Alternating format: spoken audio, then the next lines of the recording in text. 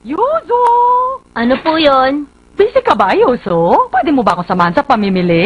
Sa pamimili? Kanina ka pa kasi nakahilata dyan. Eh, ang ganda pa naman ng araw ngayon. Lumabas ka naman at maglakad-lakad. Niyaya lang naman niya ako para may magbuhat ng pinamili niya. Ayoko sumama pero pag tumanggi ako may mangyayaring di maganda. Ayaw mo sumama? Anong klaseng anak ka? Hindi ka ba magkukonsensya kung hindi mo ko tutulungan sa pagbubuhat? Sige po, sasama na po. Salamat, anak.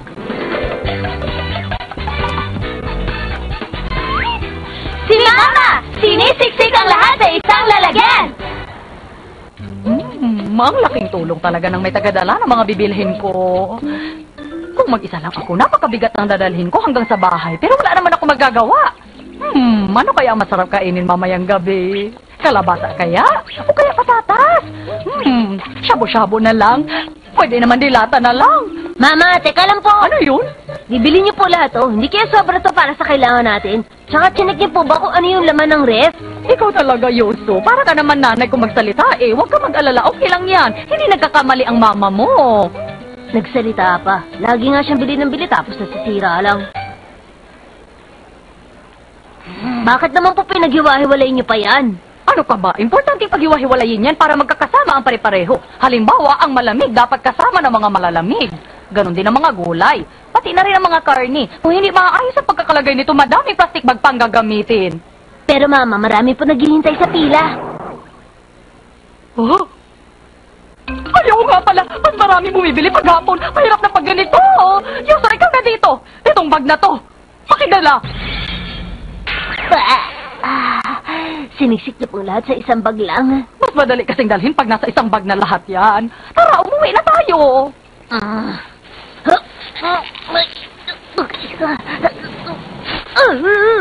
Yoso, ano bang ginagawa mo dyan? Bilisan mo na! Sandali lang po. Ang bigat po kasi. Ay, ang ganda talaga ng araw ngayon, di ba? Okay ka lang dyan, Yoso? Kaya mo pa? Mabigat ba yan? Paano ako magiging okay? Sa bigat ng pinabubuhat niyo, halos hindi na ako makalakad. Ba't kasi pinag-asya niyo sa isang plastic bag? Ganun ba? Mas madali lang yan dalhin pag isa lang ang plastic bag. Sobrang bigat po kaya. Huwag ka mag-alala. Malapit na tayong makauwi. Kaya-kaya mo yan, Yoso. Go, go, go! Huwag niyo pa ako itulak! Go, Yoso!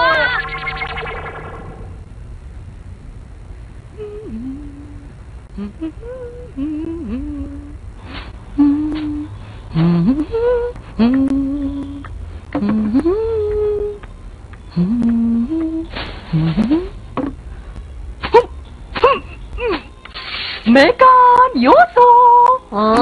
Kunin nyo ng basura nyo sa kwarto at ilagay nyo dito. Later na lang. Ang ganda po na pinapanood namin sa TV eh. Ngayon na! Hinahakot ko na yung mga basura para maitapon na! Wait lang, ma. Malapit na po mag-commercial. 5 minutes na lang.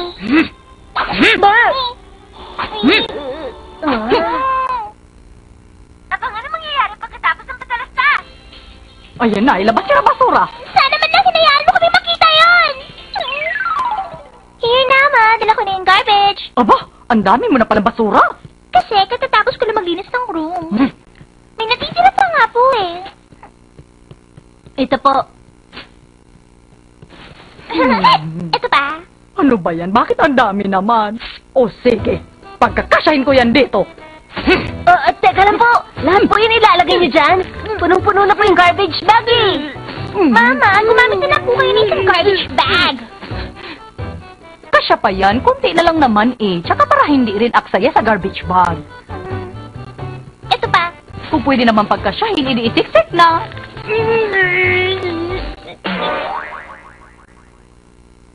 Gosh, wag na ipilit kung di kasya. Hindi! Gagawa ako ng paraan para magkasya yan!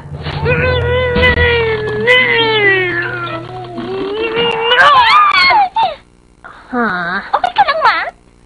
Oo, kaya ko to. Mukhang kailangan ko na gumamit ng ibang paraan. Mama! Kung itong kinakailangan.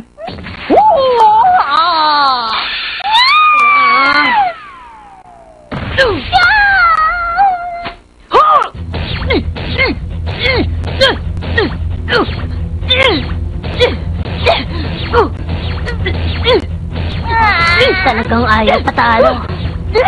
Ay! Mama! Baka po Sana lang mapagkakasya ko rin to. Kunti na lang! No!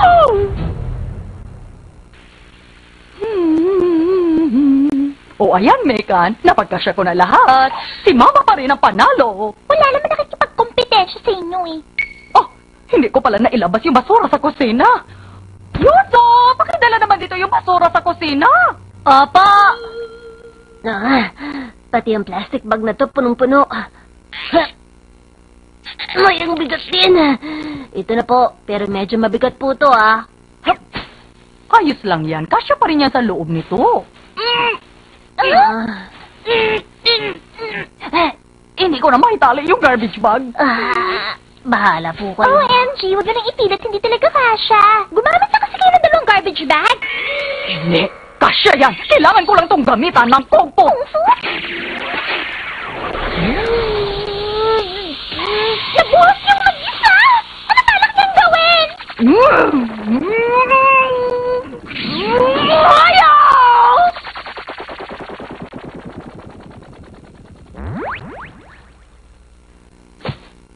Wow! Amazing! Talaga lang Look po! Naisara niya yung garbage bag nung inikot niya. Hindi madaling gawin yun pero kung ibubuhol niya pa yan, mukhang hindi aabot yung magkabilang dulo. Hindi pa naman ako finished. Seryoso talaga siya! Gumagamit siya ng centrifugal force para maitulok sa paloob yung laman ng bag. At mapaliit yung size ito!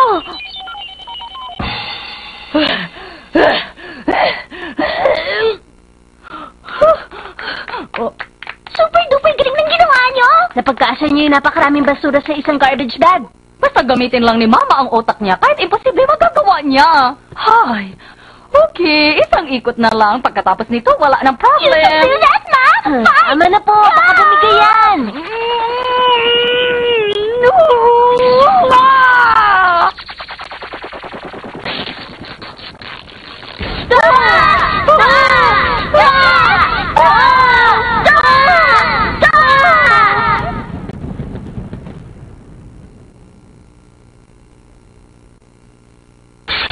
Bakit ba ang ingay nyo? Hindi nyo ba alam kung anong oras na? Kung ayaw nyo matulog, magpatulog naman kayo! Sorry, Papa!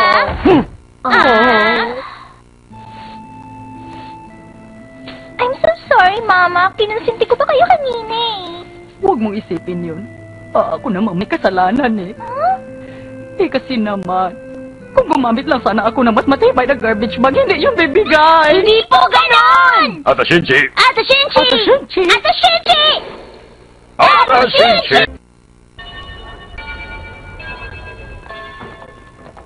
Kita na lang tayo bukas. Okay, bye-bye! Bye!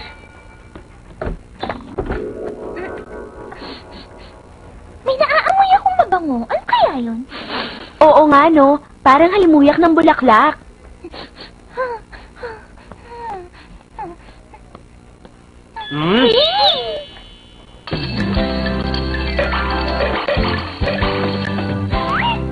Ang pabango ni Yoshioka! Si Yoshioka pala yun. Huh? Ano ba yun? Oo nga, may amoy ang bango. Ang galing pala ng pang-amoy mo. Teka, flower scent ba yung gamit mo? Yoshioka, ask ko lang. Anong brand ng detergent ang gamit mo? Hindi naman ganito kami ng detergent namin Huwag mo na lang pansinin yung sinabi ni Mikan. Ano ba yung gamit mong pabango? Eto ba? Vivendi's Bear and Dog Scent ang tawag sa pabangong gamit ko.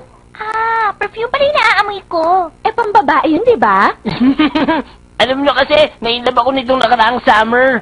Ano daw? Supervisor siya sa pinasukan kong part-time job. Mas matanda sa'yo? Oo, pero di niya alam na crush ko siya. Ano ba yun? Alam nyo kasi, ito yung pabangong gamit niya. Ang weird mo. Para ka talagang ewan. Kaya ba yun din ang ginamit mong pabango? May problema ba doon? Ang bango-bango kaya nito. Paano mo naman nalaman na Vivendi yung pabango niya? Tinanong ko sa kanya. Ganon yung Yoshioka. Nung pumunta ka sa department store, pabili po ng Vivendi's Bear and Doll. Sinabi ba ng sales lady na, iparegalo mo ba yun? Tapos, hindi po, para sa akin po yun. Ganun ba?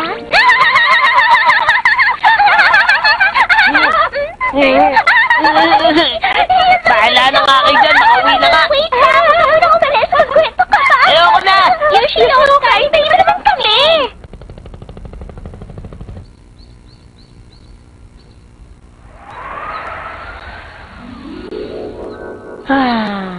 Uy! Yoshioka, paano ka ba maglagay ng pabango? Mangungulit na naman kayo eh. Alis! Shoo! Naglalagay ka din ba sa puso mo para amuyin yun? Ha? Ginagawa ng mga babae yun. Tapos aamuyin nila kung gaano ka bango. Imagine ko para ka na rin isang babae. Ang kulit nyo! Iniinsulto nyo na pagkalalaki ko, ha? Hindi yun ang ginagawa ko. Naglalagay ako ng pabango sa dibdib ko para macho ang dating, no?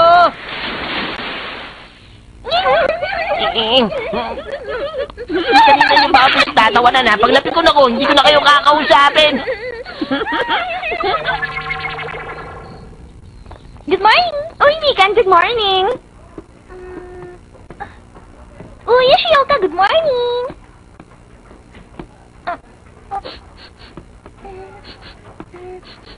Wait lang. Yoshioka, hindi ka ba nagpabango? Hindi ko na ginamit yung pabango. What? Eh, bakit naman? Ang dahilan kasi, broken-hearted ako. Ang bilis naman. Meron na pala siyang boyfriend. Matagal na sila at mahal na mahal niya yun. Oh, yun palang dahilan. Nga pala, ang pabangong to. Sa inyo na lang. Kung ayaw nyo, pwede bang kayo na lang mag-isip ng paraan para i-dispose to? Tulungan nyo naman ako. Ayoko na maalala. Naging amoy na to ng pagkasawi sa pag-ibig. Dahil ngayon, pag naamoy kong halimuyak nito, nalulungkot ako. Pakiusap kayo ng bahala dito. Wait lang, Yoshioka! Ang sakit, ang sakit. Ang sakit na naman.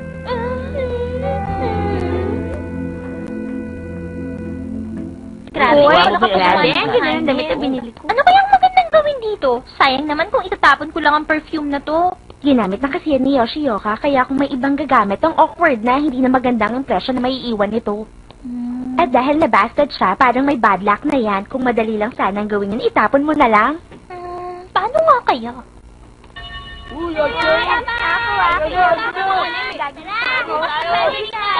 Malapit na kasi ang fair, kaya dapat tanuhin na natin ang mga projects natin. Lahat tayo? Mika, nakikinig ka ba? Mikan! Uy, Mikan! Ay! Naku, pasensya na. Vivendi's Bear and Doll ba yung hawak mong perfume? Meron ka pala niyan, ang bango ng perfume na yan. Paamoy naman. Oo nga, no. Ang bango naman yan. Mikan, bakit may ganyan ka? Ganito kasi yun. Ha? Ganun na nga. Kaya hindi ko pa alam kung anong gagawin ko dyan. Sino sa inyo may gusto magawin yan? Ako, hindi ko naman kailangan yan.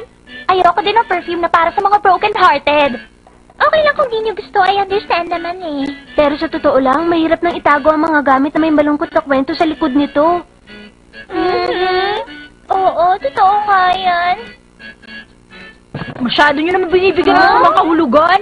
Ano? Eh ano naman kung sawi sa pag-ibig ang gumamit niyan? Eh mali ba doon? Hindi naman yung pabango may kasalanan nun eh. Tama ka nga, may point nga siya doon. Alam nyo, magandang klase pa rin ng perfume ang Vivendi's Bear and Doll. Kung ganon, eh di sa'yo na lang to. Yoko nga. Ang gusto mo! Nag-stitch ka pa kanina. Meron na kasi akong sariling pabango na gusto kong gamitin. Gusto mong gamitin? Talaga, meron na? That's okay. Pwede ka naman magpalit ng pabango kahit paminsan-minsan eh. Hindi ako magpapalit ng pabango. Why naman? Nakakahiyang aminin pero yun kasi ang gustong pabango ng boyfriend ko kaya hindi ko papalitan. Okay. Minsan nga nung nag-date kami, ibang pabango ang ginamit ko. Eh hindi niya Okay, nagustuhan. tungkol nga pala sa fair, ang gagawin ng Teddy Bear Club ay... Hi. Inuwi ko pa to at pinoproblema ko pa rin. Anong gagawin ko? Kay gaganda ng mga pulang rosa. Napakaganda talaga. Ano yun? Pabango ba to? Kung magamit na pala ng ganitong pabango si Mekan. Aba parang kalahati ng nagamit dito ah. At mukhang mahal pa ito. Ay naku, nagsasayang talaga ng pera ang batang yun. Ay, ang bango pala nito. Parang flowers. Tingi lang ng konti. pakiramdam ko na hindi na ko. Isa pa. Ano ba yan? Marami. Sayang naman to. Ipatahid ko na lang.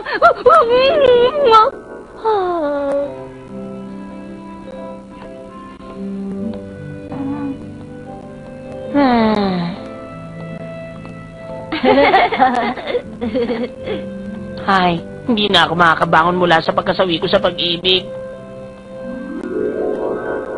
Ha? Ang halimuyak na yon! Ang bango naman ng perfume mo, Mrs. Tachibana. Oo nga eh. Sa totoo lang, parang nasubrahan nga ako na pagkalagay ng pabango eh. I feel dizzy. Ay, naku, pang comedy ka talaga. Nakakatawa ka, Mrs. Tachibana. Nagulat ako doon! Yun ang pabango ko eh! Ata Shinchi! Ata Shinchi! Ata Shinchi! Ata Shinchi! Ata Shinchi! Maya-maya lang, magdodrawing tayo at kakanta. Bilangin niyo na din kung magkano lang. Bumili si Papa ng salamin sa mata. 2,000! Bumili si Mama ng mga seaweed. 700! Bumili ako ng red bean bun. 100! Bumili ako ng sign pen. 200! Okay, magkano lahat yun? 3,000! Ang mura naman.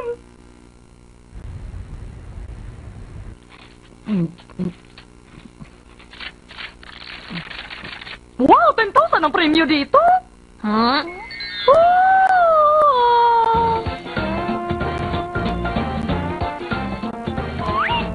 Ang crossword puzzle ni Mama!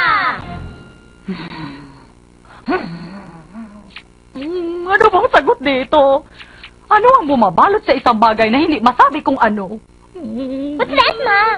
Crossword puzzle? Hindi ko inakalang ganito pala to kahirap sagutin. Mama, siguro wala kayong magawa, no? Ano? Hindi ako magpapakahirap na sagutan to kung wala lang ako magawa, no? Tignan mo to, 10,000 ang premyo. This is the reason. Ira-raffle pa yan, kaya hindi siguradong kayong mananalo. Hindi ako susuko, lalo na kung ikaw pa nasusubukan. Kung ititigil ko to ngayon, talo na ako. Para yan lang naman eh. May tanong ako sa'yo. What? Why naman ako pa? Sagutin mo ang tanong ko. Ha? Nagsisimula ito sa O at pinambabalot sa isang bagay na hindi masabi kung ano. Ano ang sagot dito? 5 characters ang kailangan? I know na! Okanik ka na! O kanik ka na. Ang ibig sabihin pera. Akala ko ang sagot ay sodenusta. Pero hindi naman yung nagsisimula sa O. Wait lang. Baka naman ito si Tama. 5 characters din yun. Pero parang mali. Sabi ko kasi dito, ito yung bagay na hindi madaling masabi kung ano. Oo nga, hindi pwedeng sabihin kung gaano karami ang pagbinigay. Hindi po yun. Ang sagot po dyan ay oblate. Oblate? Opo, oblate. Yun po ang pambalot ng candy. Kaya pala, galing din yun sa isang kasabihan. Ang talino mo talaga, Yuzu. Para yun lang eh, simple lang yun. Oo, naiintindihan ko na. May kasabihan din dito sa bayan natin na pag di mo masabi kung ano isang bagay, ibalot mo sa oblate. Ang dali lang nun eh. Kung nadadalian ka, itutulungan mo na lang si Mama sa pagsagot. Baka kasi hindi na siya matapos kung mag-isa lang yung gagawin niya. Ayaw, kita mo nagbabasa pa ako eh. Okay lang, tayong dalawa na lang ang sumagot sa ibang mga tanong. Ha? Kailangan ko pa rin to sumali dyan? Oo naman, kaya mo yan. Nakukuha mo na yung technique eh. Sige, sagutin na natin yung sunod. Ito na yung tanong sa number 20. Ito ay isang bagay na iniiwan lang. Anong klaseng tanong to? Gomi, ibig sabihin basura, iniiwan lang yun sa isang tabi. 3 characters dapat eh. Eh kung obuto, Obuto? pwede din kasi tawaging obuto ang Gomi. Oh, ang ibig sabihin nun, nakakahilo. Obuto, okay. Ano? Yun ba talaga ang inakala nilang tamang sagot? Sige, okay na yun. Ang sunod na tanong naman ay ang number 18. Ito, babasahin ko na sa'yo. Anong hayop ang cute, madaling mahalin at kayang gayahin ng mga tao? Cute, madaling mahalin at kayang gayahin ng mga tao? Alam ko na, Osaru! Oo nga, Osaru. Ibig sabihin nun, unggoy. Hindi naman eh. Mama, kahit po nasagot na natin yung Obuto at Osaru, may isa pa po dito na wala pang tamang sagot eh. Ano ba yung tamang sagot dyan sa pahalang? Yung huling character ay Rubo. Dapat yung nagtatapos sa Rubu. Anong salita kayang nagtatapos sa Rubo? Yun dapat ang sagot. Wala pa kasi ako naisip na tamang salita eh. Hindi kaya English yan? Ano kaya ang salitang yun? Bakit? Bakit hindi nila makita na mali ang Obuto at Osaru? Ito lang po bang kakainin natin para sa dinner? Hindi na ako masyado nakapag-isip kung ano iluluto kanina eh. Abala kasi ako sa pagsagot sa crossword. Ha? Ako din, kanina ko pa iniisip ko anong salitang nagtatapos sa rubo. Ikaw, Papa, baka may alam ka. Anong salitang alam mong nagtatapos sa rubo? Rubo? Oh, Mukhang hindi naman triple yung equivalent nun. Ah, alam ko na. Baka naman Fabre yun. Isa yung historical figure. hindi ko makita yung connection. 5 characters din naman yun eh. Mama, pengi pong rice. So, Papa, ano na? May naisip ka na bang salitang nagtatapos sa rubo? Rubo-rubo. Yun na yun. You're so funny talaga, Papa. Ano kaya yun? Mama, pengi pa po. Ay, oo nga pala. Gagamit na lang akong dictionary. Pero yung huling letters ang kailangan hanapin. Pwede ba yung ganun? Walang ganung dictionary. Hindi ko na kaya to. Oo. Oh? Yeah. Sige, unahin natin yung number 20. Kadalasan, hindi mo na ito sinasagot. Pero ang tamang sagot ay seriho o dialogue. Tapos, yung number 80 naman, ang cute na hayop na ginagaya mga tao ay hindi unggoy, kundi parrot. O ang tinatawag na oo mo. Yun. At gamit ang dalawang salitang to, malalaman niyo kung ano yung sagot sa susunod na tanong. In short, hindi rubo ang huling characters, kundi muri. Nagets niyo? Oh, ganun pala yun. Ibang klase ka talaga, bro! Kaya pala namimilipit na yung utak namin sa kakaisip ng sagot eh. Ah, ano naman yung salita na nagtatapos sa muri? Alam mo ba? Huwag na po akong tanongin niyo, kayo na mag-isip! Pengi pa po ng rice! Ay, pasensya na. Ikukuha na kita. Ano kaya ang sagot dito? Ano salita bang nagtatapos sa muri?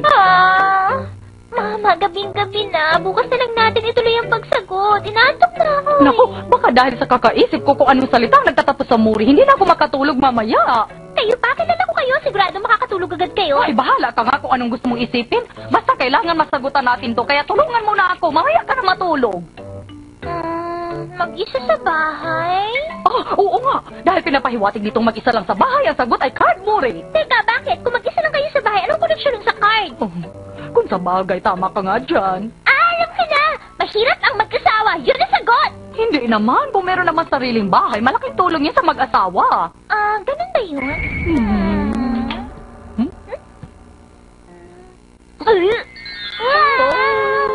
Hindi, kunwari hindi ko sila napapansin.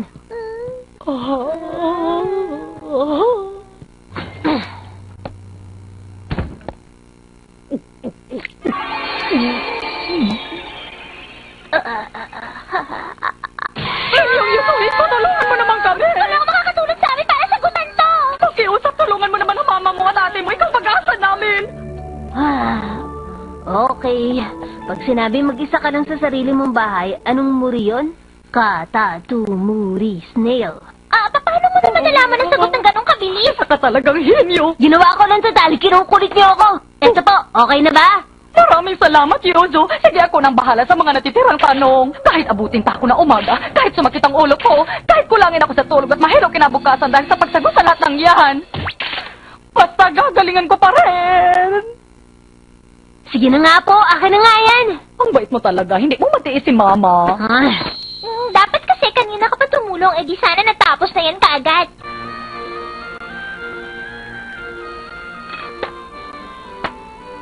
Tapos na po, nasagutan ko na lahat. Salamat ng marami, Yozo. Hindi ka lang matalino, mabait ka pa. Pinagmamalaki talaga kita. Oo nga, nagawa mo yan ang walang kahirap-hirap. Pwede na po bang matulog, Mama? Oo, sige, matulog ka na. Salamat ulit, ha. Pag nanalo tayo ng 10,000, malaki ang party mo, Dodong. Mama, Bakit, Papa? Ano yun? tinignan mo ba ito maigi? Oo. Na isang buwan pa to eh. Totoo ba yan? Lampas na po to sa deadline ng entry! Wow! Ay, parang ewan. Ay, ganyan naman lagi si Mami. Shinchi! Shinchi! Shinchi! Ata Shinchi! Shinchi!